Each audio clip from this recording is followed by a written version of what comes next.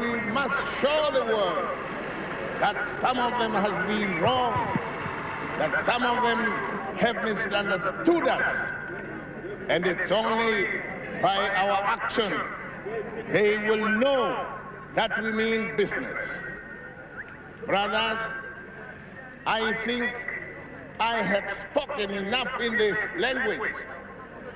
It is not my wish that I should be speaking to you in a foreign, and for that matter, in colonialistic language.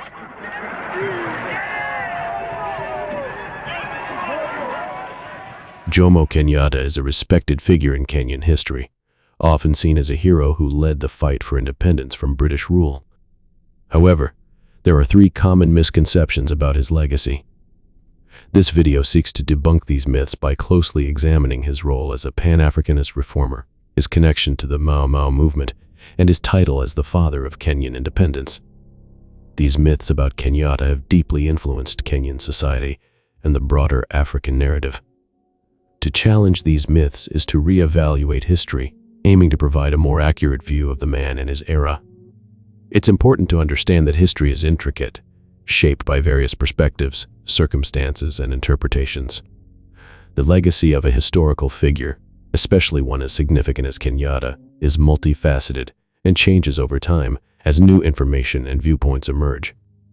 In our quest for historical accuracy, we will examine the myths surrounding Jomo Kenyatta's legacy one by one. We will consider the historical context, actions taken, and their consequences to offer a more complete understanding of this influential figure in Kenyan and African history. Our goal is to shed light on the complexities of his legacy, acknowledging his contributions while critically assessing the myths that have shaped his place in history. Myth 1. Kenyatta, the Mau Mau leader. One of the long-standing misunderstandings about Jomo Kenyatta is his connection to the Mau Mau movement. The Mau Mau, primarily made up of the Kikuyu people, engaged in a violent struggle against British colonial rule from 1952 to 1959.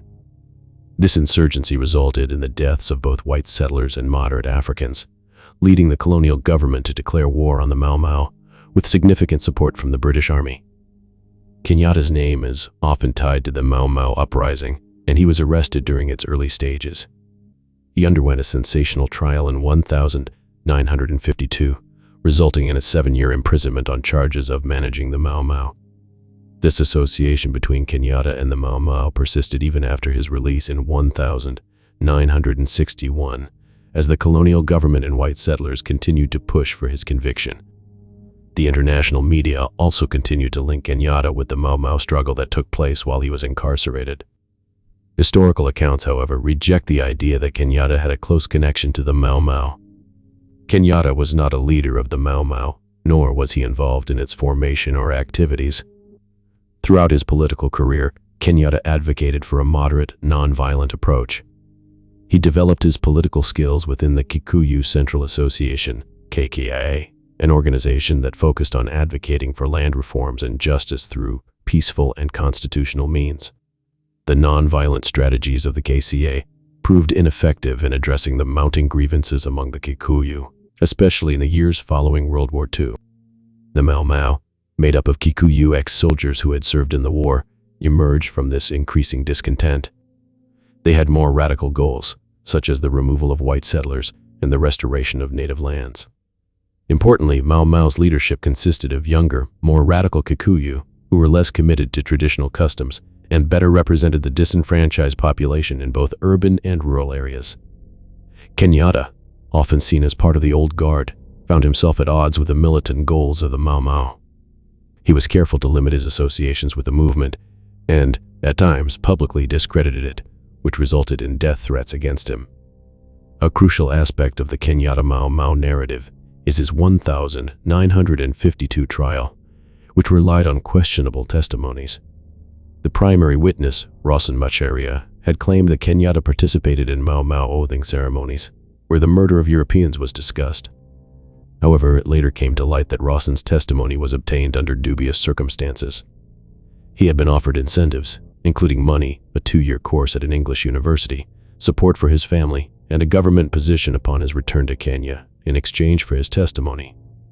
The presiding judge, Ransley Thacker, was found to have maintained regular correspondence with the prosecution and colonial government throughout the trial. After Kenyatta's conviction, Thacker was flown out of the country for resettlement in Britain, receiving a substantial payment for his role in the case. Other witnesses also admitted that their testimonies against Kenyatta had been coached and that they had received incentives of up to £10,000. Kenyatta's treatment of the Mau Mau fighters after his release reflected his disinterest and, at times, outright hostility.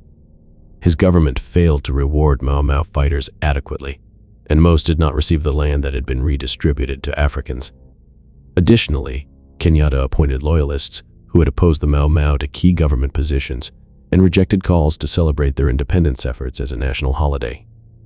The enduring myth of Kenyatta's leadership in the Mau Mau movement is historically inaccurate. His trial and conviction for managing the Mau Mau were marred by irregularities and questionable testimony. Moreover, his treatment of the Mau Mau after his release revealed a lack of support and recognition for their contributions to Kenya's independence struggle.